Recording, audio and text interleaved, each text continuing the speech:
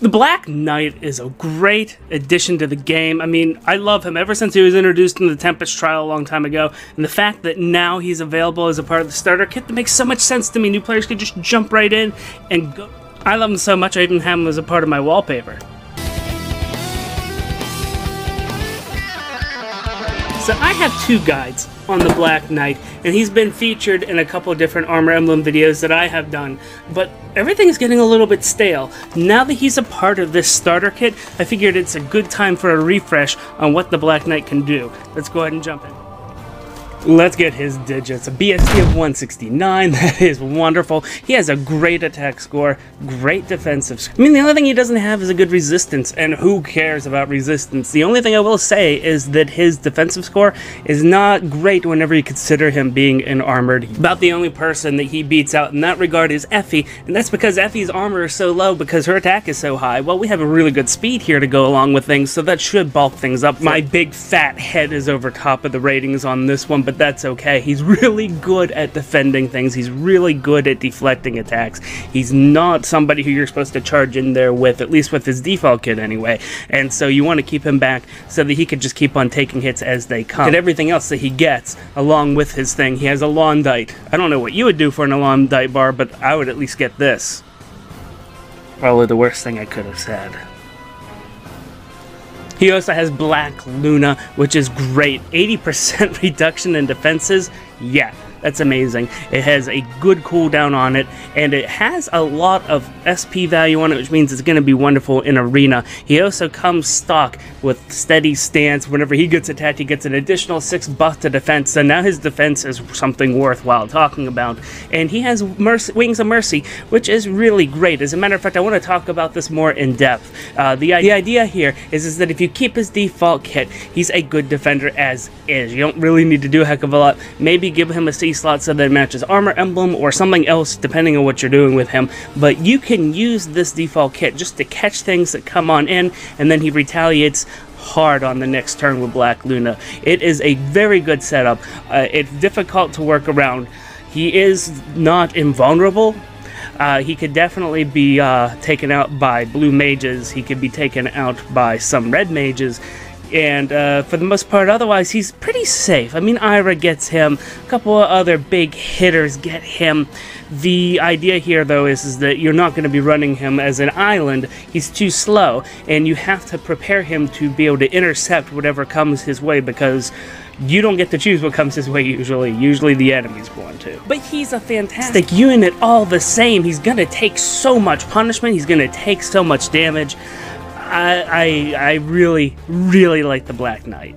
Fortunate that they put him in the starter kit so that everybody could just go ahead and jump in on this good unit. Even if you don't get merges, even though he doesn't have IVs, the fact that someone can be guaranteed to be given Black Knight, I think is really nice in a game of this age, where it is to the point that you can't guarantee what you're going to pull. But if you want to ensure that you do have a good unit, if you don't want to leave it up to Lady Luck, you can put down money, and you are going to get something other than just orbs to be able to do something. And so he's bound to show up in another Tempest trial, so let's just go ahead and hold out hopes for that. Keep on merging your Black Knight. He's going to be pretty sweet for the long haul. Quick, I want to mention a note about Zelgius. He is basically a better Black Knight, except for he has a little less speed. So if you get a plus speed Zelgius minus resistance Zelgius, essentially all these builds we're doing are going to work exactly the same, if not better, on him. There are some things that Zelgius could do the Black Knight can't, really because of warp pattern, but this video is not about Zelgius, it's about... So let's continue on, and let's go ahead and look at our first whole build, which is a budget build, as always. If you want to be able to tweak him a little bit, I've already told you, for defensive stuff, there's not much you need to do, just give him a C slot. If you want to turn him into a player phase unit, something you might want to do is go ahead and give him Fury. He has enough hit points that he can tolerate it. 3 to all of his stats is going to put him into a super, super sweet spot. Any kind of buff he gets from Armor Emblem, even just a normal single like chump change, hone, or spur, is going to really propel him into something great. So go ahead and do that. Vantage is a wonderful C slot that you could add to him. With Vantage, he's able to really take a hold of that extra bump that you're giving him with Fury, and whenever people start coming at him left and right, he can handle quite a few units still before he goes down. I really, really like it. And then I have Armor Ward in here because Armor Ward is a good skill to go ahead and give him so that he can buff armor. But of course, if you're putting him in a mixed team, please go ahead and plan appropriately. You can see that his aggressor rating here is C-. Aggressors are his ability to do one-hit kills, and a C is honestly that range where you have to know what you're doing in order to do that. He still sort of flips the tables on things because he does have advantage and he can continue to have that killing power, not to mention Black Luna is going to be going off on that next turn. So now we're going to get into something really amazing. These are the best builds for Black Knight you can get. Let's go ahead and start off with the love child everybody on the internet really likes to see on Black Knight, and that is a good enemy phase build. Knights in heavy armor are really built for enemy phase stuff because they have such great buffs for it, and they're so slow. So let's go ahead and take a look at what's going to help you completely eliminate the competition. You can see from the scores here already we're looking at something special.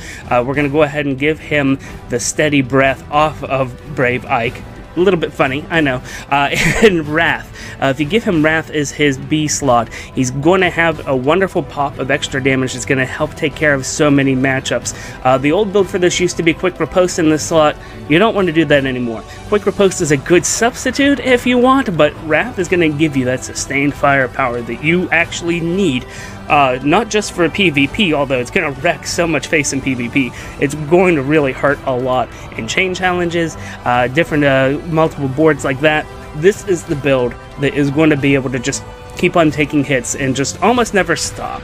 Eventually he is going to have to stop, so healing support's a good idea somehow, but he doesn't even need that much healing support. He's going to be whittled down so slowly and return with such a huge hit.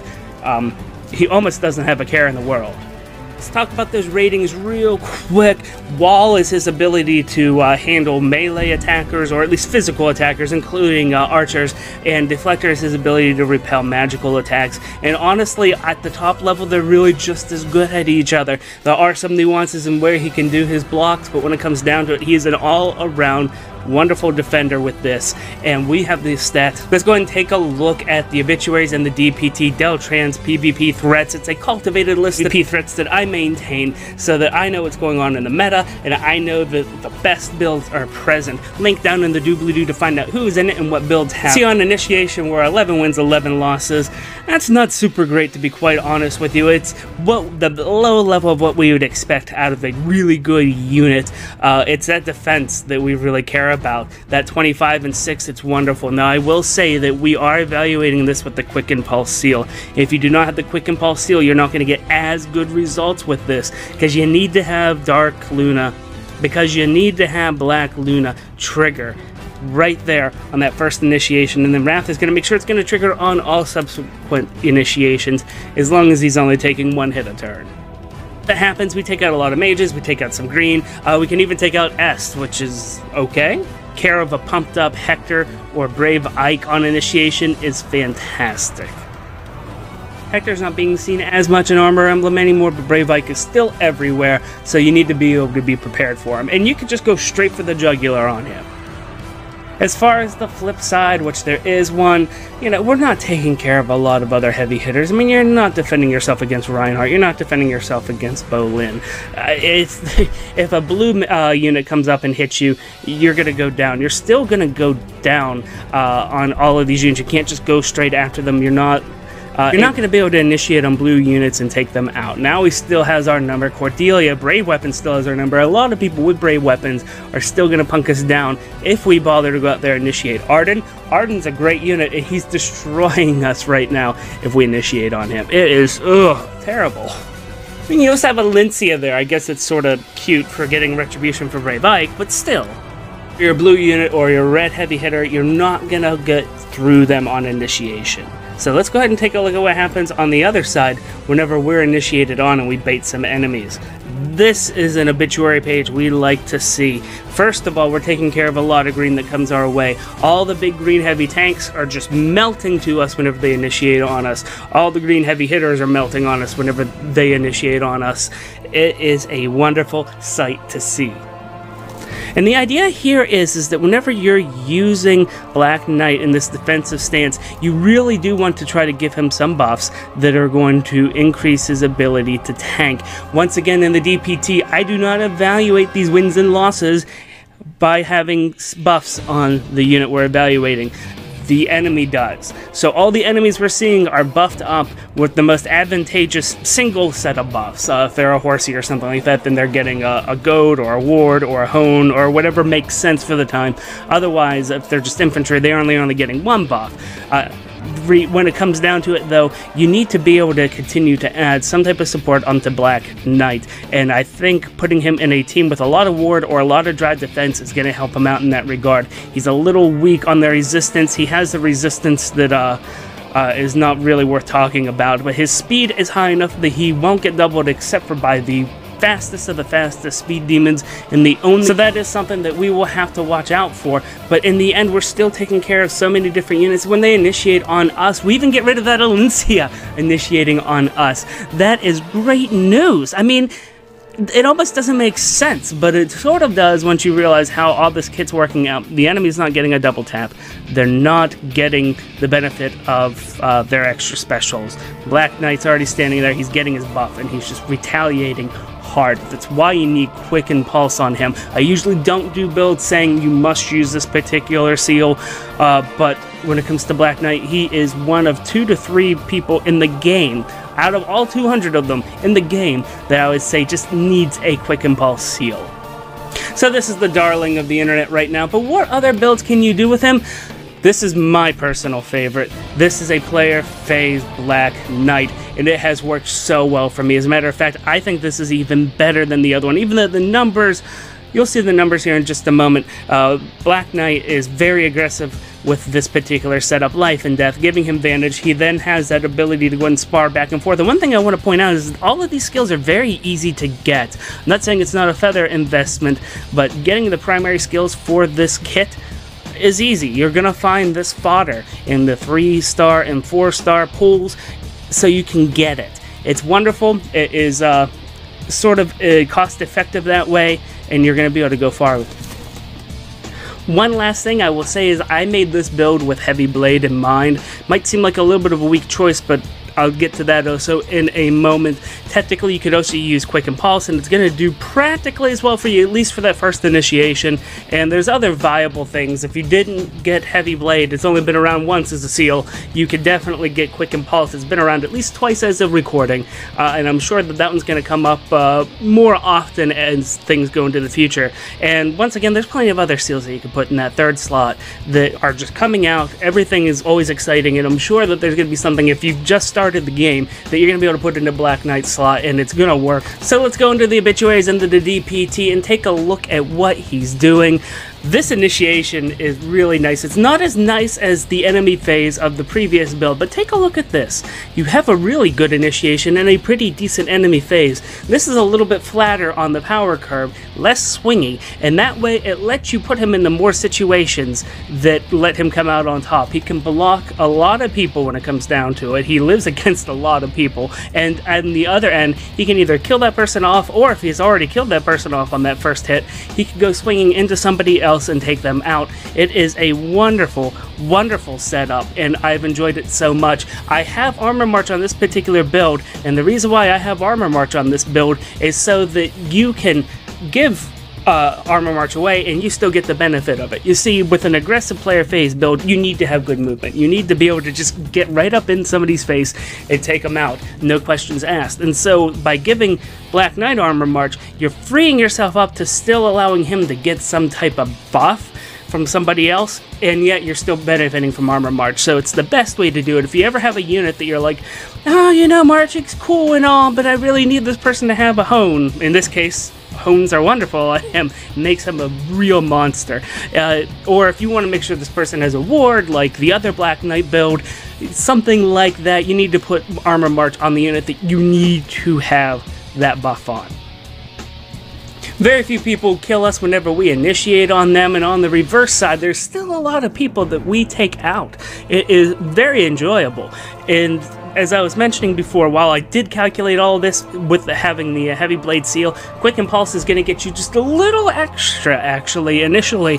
The thing is that once you add in the buff from Hone Armor, it's not just that buff that you're benefiting from. You then now have the strength to pretty much be stronger than anybody, especially when you're initiating, since Swift Sparrow is such a key piece to a lot of builds anymore, because people are afraid to sacrifice their armor. As I mentioned before, his armor is not like a normal armored units, so why bother preserving it that much? You can also just have a normal ward around, and he does well enough with his terrible armor of 35 that he's gonna really recover if he's underneath a ward anyway. So give him life and death. It's gonna be a build that a lot of people aren't going to want to defend against. Everybody's like, oh no, I could catch a Black Knight, I could bait a Black Knight because it's always the enemy phase. Well, you know what? It's not the case anymore. This thing kills so many things. There are so many units here that he wipes out. And it's true now, we don't have the bulk to handle some of the people that we were, like Alencia in the last build. But you know what, you're not meant to just catch every single thing that's out there. You can really go out there and kill certain things, like Naui. Yeah, you can just initiate on Naui and get rid of her. That's a nice little bit of flexibility right there, especially if you don't have Armor March, if you're putting Black Knight solo in a team with other units and you don't have the fodder for it. That's acceptable now. It just works just fine. So take it from me, this is my favorite, this is what I encourage you to build, but honestly both of these other builds are cream of the crop, and if you don't really have that kind of time to invest in Black Knight, if you don't have those kind of units, you can either stick with the default defensive phase, enemy phase build that he has, or you can go with the more aggressive player phase build that I showed earlier as well, and it's gonna work wonders. He's just such a good unit, it's hard to keep him down. So how are you going to build your Black Knight? Let me know down in the comments and we'll talk about it. I'm so excited for everybody to Also, down in the doobly-doo, there's links to my Instagram, there's links to my Discord, and there's a link to find out how to become a killing machine expert and help me make this awesome content, all down in the doobly-doo. And if you want your Fire Emblem information hot and fresh like Grandma's cookies, hit that subscribe button. My name is Deltran. Thank you guys so much. I greatly appreciate all of you. And until next time, take it easy.